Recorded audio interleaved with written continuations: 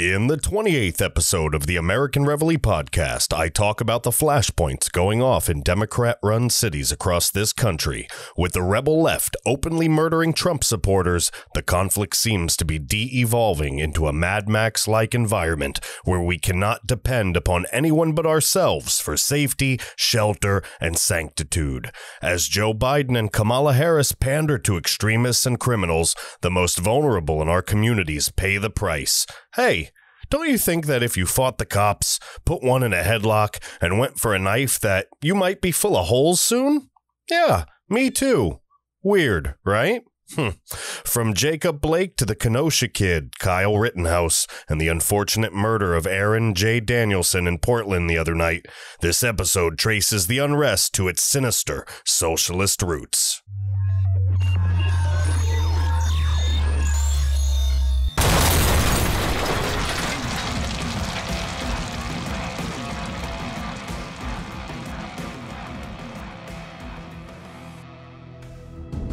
August 31st, 2020. All I know is darkness and pain. Ladies and gentlemen, this is a special presentation of the American Reveille Podcast, recorded in an undisclosed location in the wastelands of what was once America. Now, a barren and forgotten land full of rapists, murderers, thieves, and miscreants. Patriots of the United States have been directly falling prey to the unbridled and uncontrollable mob. I am Max. I live here, beyond the Tacoma Dome. And though the future is uncertain and unleaded, we must keep fighting, lest I go mad forever. Well, here we are, folks. And that's my intro for this episode, coming in hard, hot, and heavy. Ladies and gentlemen, this is the American Reveille Podcast, and I am your host, James Lane, from Kenosha to Portland. The headlines have been filled with nothing but death for the last few days, and now Portland, quiet for a night or two while the Kenosha Kid was out and about defending our constitutional rights, has de-evolved into complete madness as Black Lives Matter and Antifa supporters have a somewhat murderous yet mostly peaceful evening, hunting down and killing a Trump supporter, and I hope you detected my sarcasm. So, what's the response been?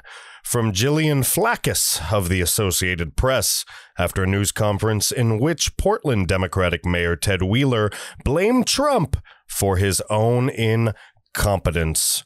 The testy news conference followed a chaotic and volatile 24 hours in Portland that began when a caravan of about 600 vehicles packed with Trump supporters drove through Portland and was met with counter-protesters. Skirmishes broke out between the groups, and about 15 minutes after the caravan left the city, a supporter of the right-wing group Patriot Prayer was fatally shot.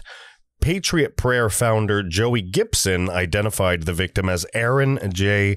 Danielson. He called the victim a good friend, but provided no further details. Danielson apparently also went by the name Jay Bishop, according to Patriot Prayer's Facebook page. "We love Jay, and he had such a huge heart. God bless him and the life he lived," Gibson said in a Facebook post.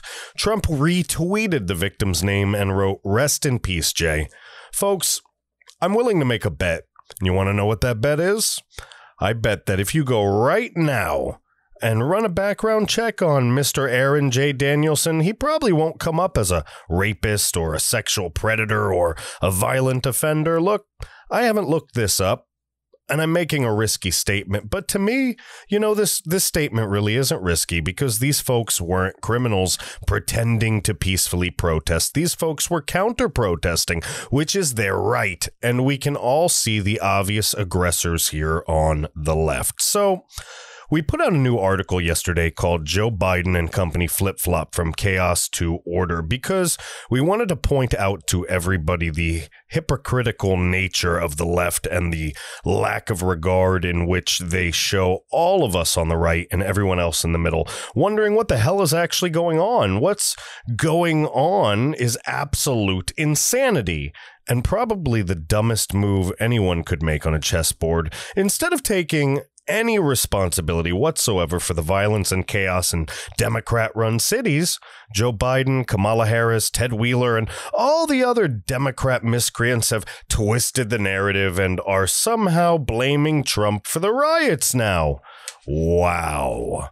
So, regarding Mr. Aaron J. Danielson, the innocent Trump supporter murdered in cold blood on the dirty and disgusting Portland pavement Saturday night, Joe Biden peeked his head out of the gopher hole to issue the following statement as reported by the Jewish Times. Quote, I condemn violence of every kind by anyone, whether on the left or the right, and I challenge Donald Trump to do the same. We must not become a country at war with ourselves, a country that accepts the killings of fellow Americans who do not agree with you, a country that vows vengeance towards one another, but that is the America that President Trump wants us to be, the America he believes we are. Wait a minute. Isn't that precisely what Joe Biden and the Democrats have been doing, like, forever now? Did we already forget what Nancy Pelosi said the other week? And I quote, we take an oath to protect and defend the Constitution from all enemies, foreign and domestic. And sadly, the domestic enemies to our voting system and our honoring of the Constitution are right at 1600 Pennsylvania Avenue with their allies in the Congress of the United States. I feel like that sows division and vengeful thinking and blame and resentment.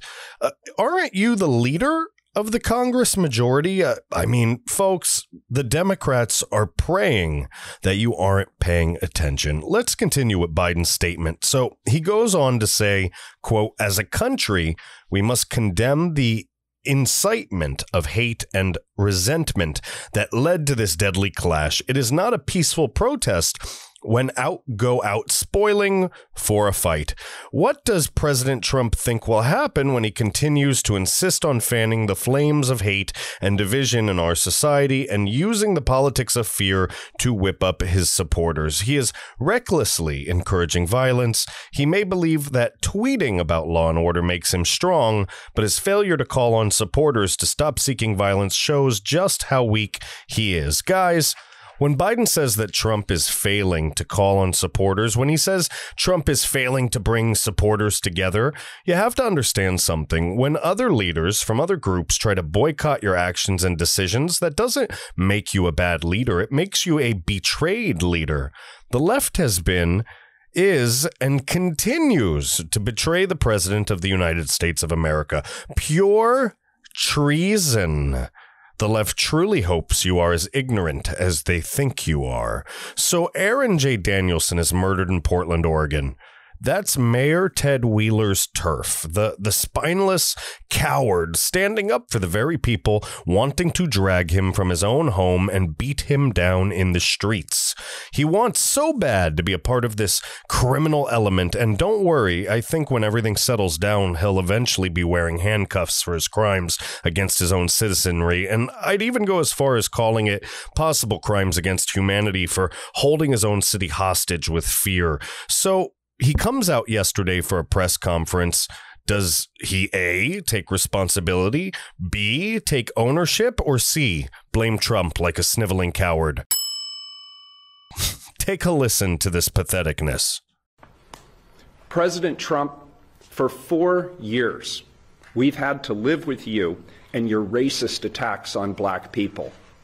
We learned early about your sexist attitudes towards women. We've had to endure clips of you mocking a disabled man. We've had to listen to your anti-democratic attacks on journalists. We've read your tweets slamming private citizens to the point of receiving death threats. And now you're attacking Democratic mayors and the very institutions of democracy that have served this nation well since its founding. Do you seriously wonder, Mr. President, why this is the first time in decades that America has seen this level of violence? It's you who have created the hate and the division. The tweets that he has been putting out in the last 48 hours, attacking Democratic mayors, attacking those who are trying to bring resolution to the violence in their local communities. He has an opportunity to uplift us and bring us together and help us move through this difficult situation in our nation's history, and instead, he chooses to play petty politics and divide us. That's my reaction. So I'm going to do the work that I need to do here in my local community with my local officials to take accountability for what's happening on our streets. And I'd appreciate that either the president support us or he stay the hell out of the way. What a crock of horse poop. I mean, he's going to take care of what in his local jurisdiction? His Brazilian wax? This guy has been passing the buck for 100 days of death, destruction, flame, and fervor. And it's time he either steps down or gets fired, as all he has done is set the table for the next civil war to erupt. This isn't the only flashpoint either, as Kenosha Governor Tony Evers began loading an explosive powder keg before President Trump's arrival this upcoming Tuesday. The Democratic governor promptly and publicly told Trump to stay the heck out of his state. Quote, I, along with other community leaders who have reached out, are concerned about what your presence will mean for Kenosha and our state.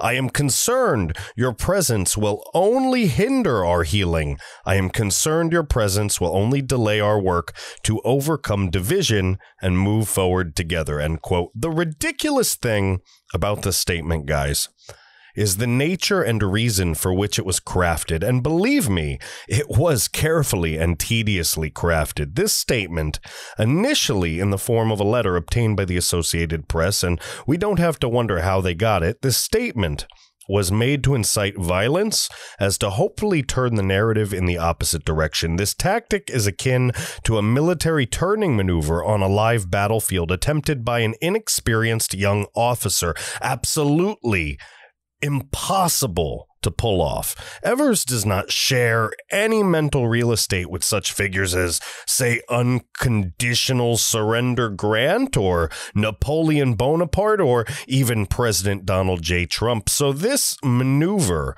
is doomed for failure. Just watch how it unfolds and backfires on him this week. You'll see it. Just keep your eyes open this week. You'll want to know what's actually causing the problem, guys. You really want to know? It's the mainstream media and the deadbeat Democratic leadership, the police officers union, the communities, the people, the very folks inviting and wanting Trump, the folks supposedly represented by Wisconsin state government are crying for the president's help as they are being subjugated into ideological submission by Governor Evers and the corrupt Wisconsin government. The good folks of Kenosha, the citizens of Wisconsin, they love our president, guys. Everyone knows the truth now about what happened during the original incident. We know that Blake, a sexual criminal, fought the cops, went for a knife before being shot and paralyzed. This man is no hero, and we should be thankful that the police did the country a service by taking away his ability to hurt anybody else. Anyone and everyone with a family, with kids, with a heart and soul feels this way, at least internally. In my opinion, if you defend this guy, then something's psychologically wrong with you. You then need to explain to us why we should blame the police over a sexual predator with a weapon. You explain to me what your mama did wrong during your upbringing to make you such a psychopath. Guys from Fox News. Quote, Blake, 29, was shot in the back 7 times by Kenosha police officer Rustin Shesky while being taken into custody. On Friday, he remained paralyzed in a Kenosha hospital. Video of the incident shot by a bystander set off violent nightly protests, including Tuesday night's unrest, in which a 17-year-old from Illinois allegedly fatally shot 2 people and wounded a 3rd. In Sunday's incident, Blake was armed with a knife and forcibly fought with officers, putting one of them in a headlock. Brendan Matthews, an attorney for the Kenosha Professional Police Association, said Friday, according to Kenosha News, the purely fictional depiction of events coming from those without direct knowledge of what actually occurred is incredibly harmful and provides no benefit to anyone whatsoever, other than to perpetuate a misleading narrative. So, no one thinks it's just a little weird that we riot now over anything. It isn't weird that we riot over suicides. It's not weird that we riot over sexual predators.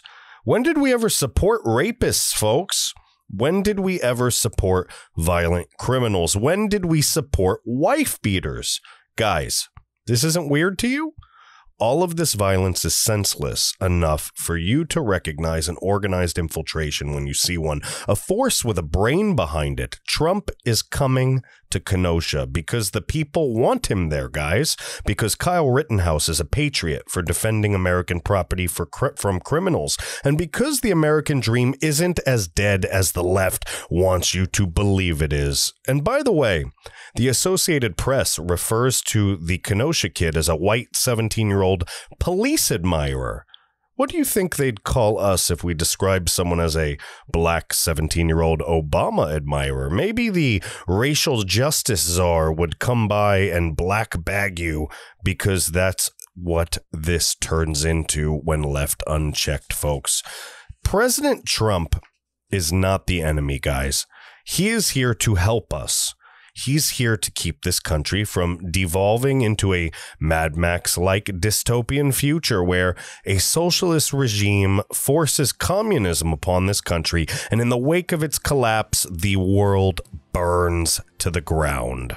The sooner the lefties get that through their thick skulls, the better it will be for all of us. One thing's for sure, guys, the sparks are here. And we must be prepared to protect ourselves and our families from fires in such uncertain and historical times. We must be prepared to come together and take care of our communities. Folks, I want to thank you so much for listening so far. We're just about halfway through the show.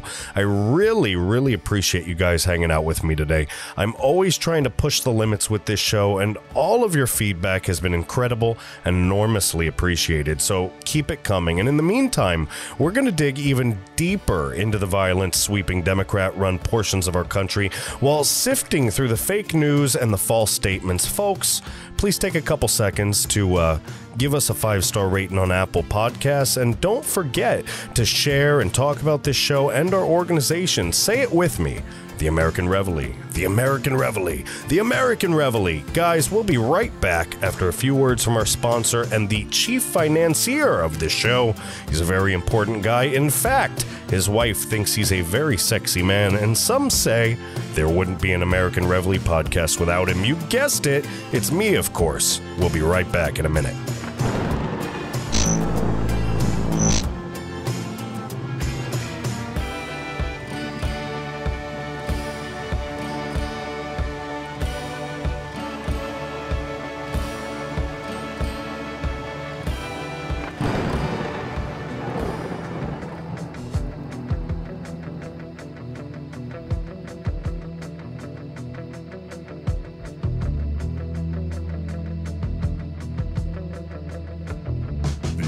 Reveille Podcast with James Lane would like to take a moment to thank you for taking the time out of your busy day to tune into the show. It's because of great fans like you that we strive to deliver the best quality content one can create as fast as one can fling the pen. With that being said, a good little boy never misses his opportunity to sell himself, and though James would never ask you for your money, he would like to let you know that if you absolutely love this podcast, the writing, the art, its production, anything, please do us the personal favor of liking, sharing, tweeting, texting, and talking about this podcast. James Lane is a father, a husband, a U.S. Navy veteran, and is personally committed to the success of the American Reveille Podcast. Please email James Lane directly at podcast@AmericanReveille.com, or please visit our website at www.AmericanReveille.com. Now, let's get back to the show.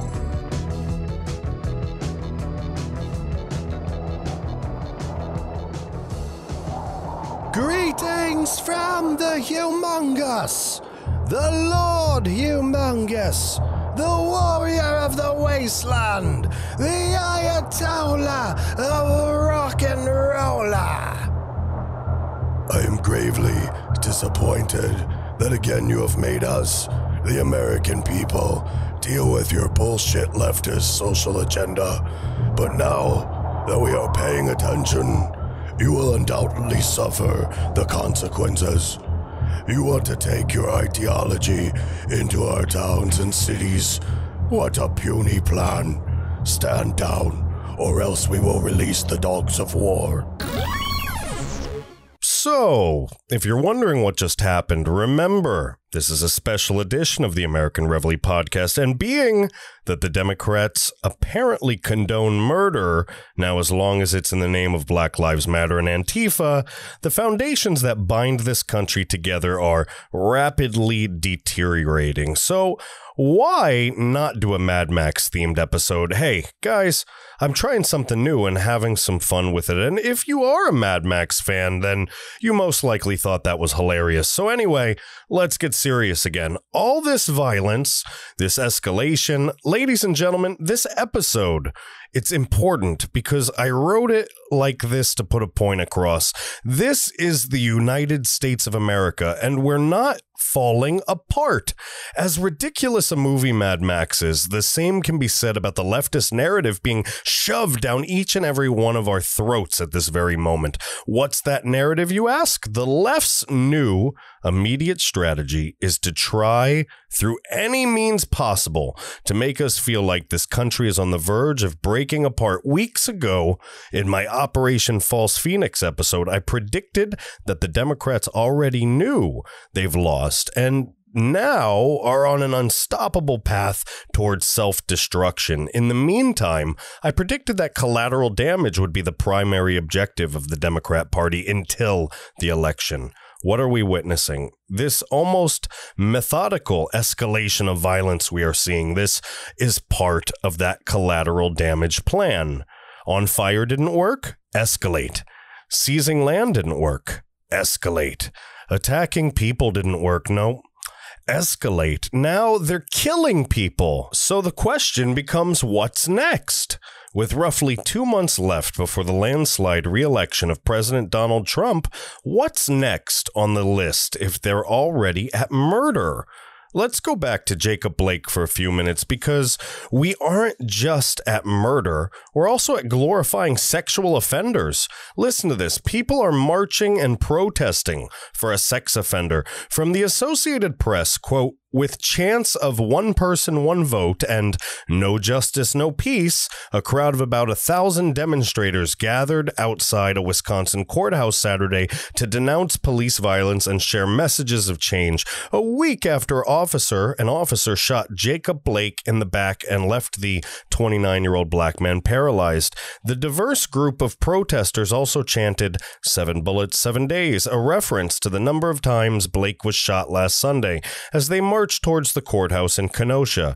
There, Blake's father, Jacob Blake Sr., gave an impassioned call for changing a system he described as fostering police brutality and racial inequities. Quote, there were 7 bullets put in my son's back. Hell yeah, I'm mad, said Blake Sr. He said he wants to ask the police, quote, what gave them the right to attempted murder on my child? What gave them the right to think that my son was an animal? What gave them the right to take something that was not theirs? I'm tired of this. End quote. All right. Look, guys, I can name a ton of stuff that pretty much gave them the right to shoot Jacob Blake, but let's just give it to you straight from the Kenosha Professional Police Association so there's no miscommunications. So, in reference to Jacob Blake, the officers first saw him holding the knife while they were on the passenger side of the vehicle. He said the bystander who recorded the shooting said he saw Blake scuffling with 3 officers and then heard them yell, "Drop the knife, drop the knife," before gunfire erupted. Officers made multiple requests to Blake to drop the knife, but he was uncooperative. He said officers used a taser on Blake, but it did not incapacitate him. Blake then forcefully fought with the officers, including putting one of the officers in a headlock. A second stun from a taser also didn't stop him. As Blake opened the driver's door of the SUV, Officer Shesky pulled on Blake's shirt and then opened fire. Blake's 3 children were in the back seat. Based on the inability to gain compliance and control after using verbal, physical, and less lethal means, the officers drew their firearms. Mr. Blake continued to ignore the officers' commands, even with the threat of lethal force now present. Ladies and gentlemen, I'm going to put it to you like this. It's a shame that the guy's kids were in the car and had to see this, but I need you to ask yourselves a serious question. If you wrestled the cops and put one of those cops in a headlock, survived a couple tasings, and then went for your knife in an attempt to stab the cops, and that knife was on the floor of your car in a hard to see location, don't you think that they might just shoot you? Guys, this isn't a race war, and it never was. All the evidence, as stated above, shows that Blake was a violent animal. Don't believe me? Let's look at some evidence from the New York Post. And by the way, guys, this is what he was doing before the cops got there and shot the dude. He was at a former victim's house. Listen up, fathers and mothers. The left wants you to look your daughters in the eyes and support this animal. Quote, Blake, 29, was forbidden from going to the Kenosha home of his alleged victim from the May 3rd incident, and police were dispatched Sunday following a 911 call saying he was there. The responding officers were aware he had an open warrant for felony sexual assault, according to dispatch records and the Kenosha Professional Police Association, which released a statement on the incident on Friday. Blake, who was paralyzed in the shooting, had been handcuffed to his hospital bed due to the warrant, which was vacated Friday, according to a statement released by his lawyer, Benjamin Crump. His restraints were removed, but he is still facing the criminal charges, Crump said. Blake is accused in the criminal complaint, which was obtained by the Post, of breaking into the home of a woman he knew and sexually assaulting her. The victim, who is only identified by her initials in the paperwork, told police that she was asleep in bed with one of her children when Blake came into the room around 6 a.m. and allegedly said, "I want my shit." The record states she told the cops, Blake then, and brace yourself, folks, if there's any kids in the room, you may want to tell them to cover their ears or send them out, but Blake then used his finger to sexually assault her, sniffed it, and said, "Smells like you've been with other men." The criminal complaint alleges. The officer who took her statement said she had a very difficult time telling him this and cried as she told how the defendant had sexually assaulted her. Guys, we're supposed to be mad at the police for paralyzing this piece of crap monster? I want to say this to all the companies, the Democrats, to Biden, Harris, to every idiot condemning the shooting of Jacob Blake. By supporting this thug, by supporting this POS, you support the sexual assault and molestation of women and children. You are a dirt, silt, scum, and suckbag of this country. No, this world. Our children are not safe as long as Democrats are in power, and this insanity is allowed to continue. They are marching in Oakland, California, guys, screaming death to America. Is this okay now? Death to America is okay now? Take a listen to this, folks.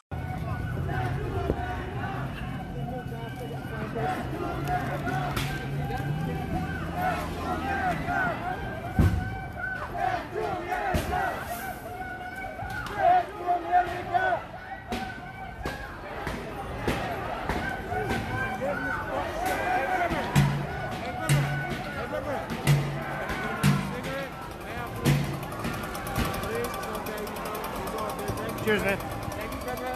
Yeah, guys, that's messed up, right? That's on American soil. Do you ever think you'd hear that on American soil? That should absolutely send chills up your spine and make you sick to your stomach, because if it doesn't, you probably don't love this country. And at the end of the day, this chaos, this anarchy, this organized attack on our way of life has to be funded by someone or a group of someone's potentially. Countrywide attacks on soft target Democrat cities don't just happen for funsies. This is a planned, coordinated, and executed attack. So again, I ask, where the hell is the money coming from? Don't you want to know?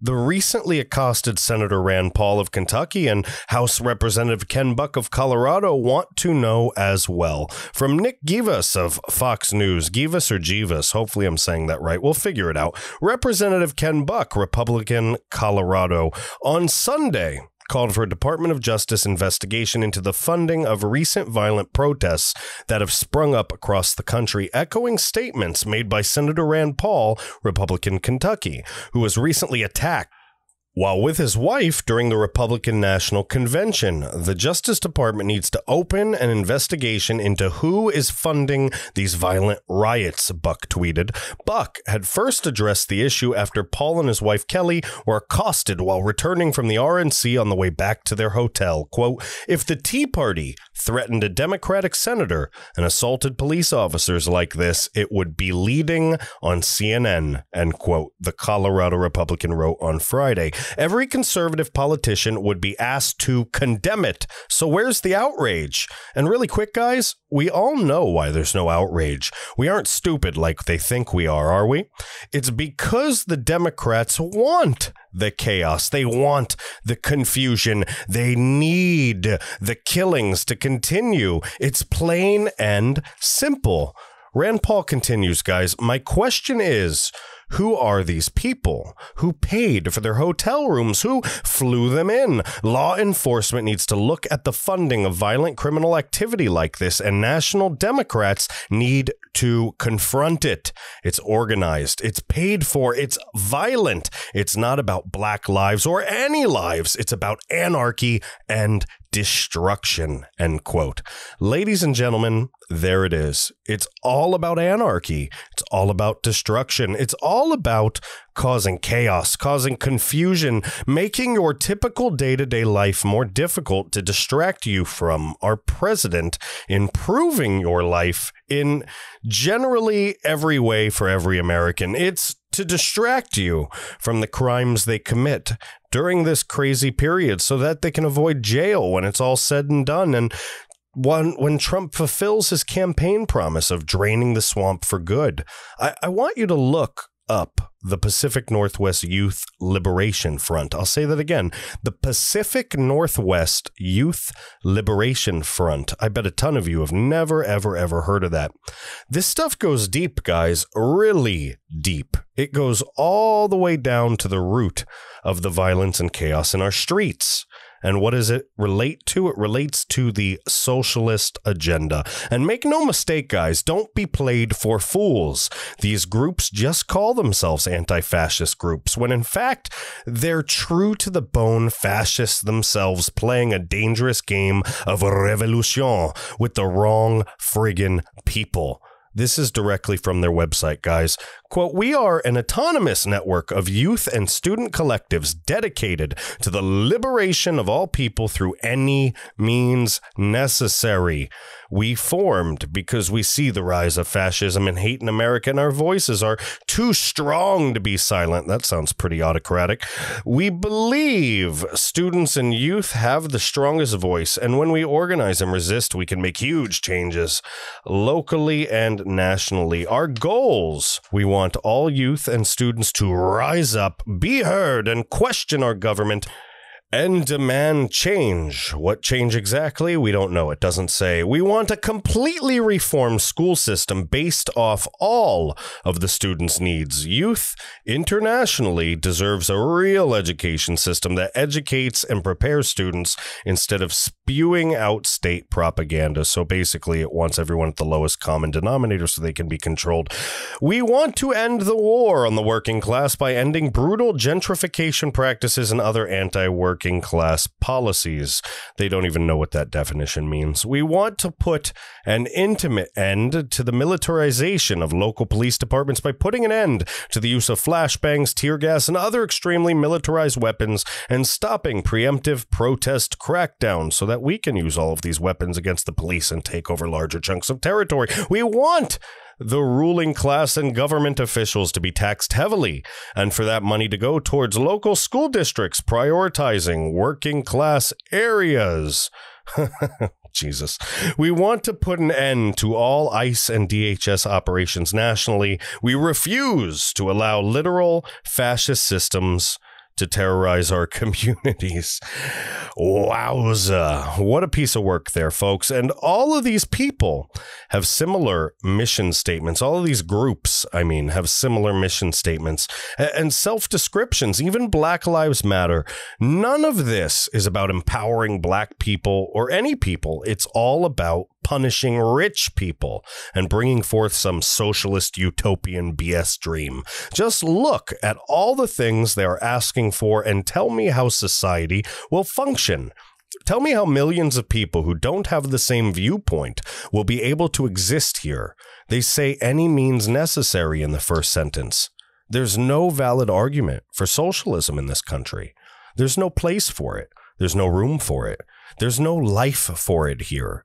We must snuff it out in every corner, in every crack, and around every crevice we find it. It's sick, twisted, and evil ideology lurking about, enslaving dim-minded leftists to a theory that promises miracles and brings forth nothing but genocide.